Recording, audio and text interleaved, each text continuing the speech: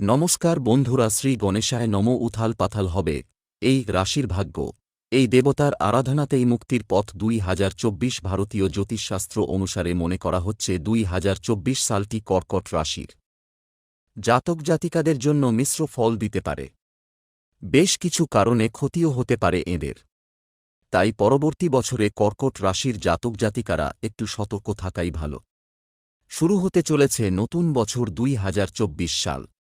এই সময় সকলেই চান নিজের রাশিফল মিলিয়ে দেখে নিতে কেমন কাটবে আগামী 12টা মাস। আসলে ভবিষ্যৎ কেমন যাবে তা কেউ বলতে পারে না, তবে ভবিষ্যতের একটা আন্দাজ আগে থেকে পাওয়া গেলে অনেক সমস্যাই সমাধান করে ফেলা যায়, এমনই মনে করে মানুষ। আর সেই সুযোগই ঘটিয়ে দেয় ভারতীয় জ্যোতিষশাস্ত্র।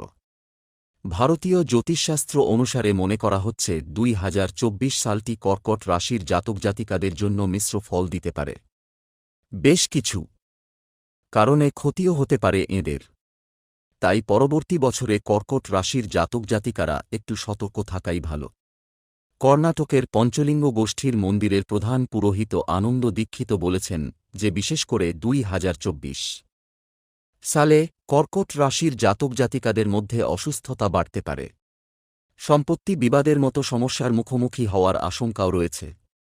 কর্কট রাশির জাতক জাতিকারা সাধারণত খুব আবেগপ্রবণ ও সংবেদনশীল হয়ে থাকেন। পরিবার তাঁদের কাছে সবথেকে বেশি প্রাধান্য পায়, তবে এদের মধ্যে ধৈর্যের অভাব দেখা যায়। অনেক সময় এদের স্বার্থপর বলেও মনে হতে পারে। পরিশ্রমেই উন্নতি। 2024 সালের রাশিফলে দেখা যায় যে এদের মধ্যে উদ্যম বৃদ্ধি পেতে পারে। যে কোনো কাজ করার জন্য একটা উৎসাহ পাওয়া যাবে, আর সেই কারণে প্রচুর পরিশ্রম করার চেষ্টা বজায় থাকবে।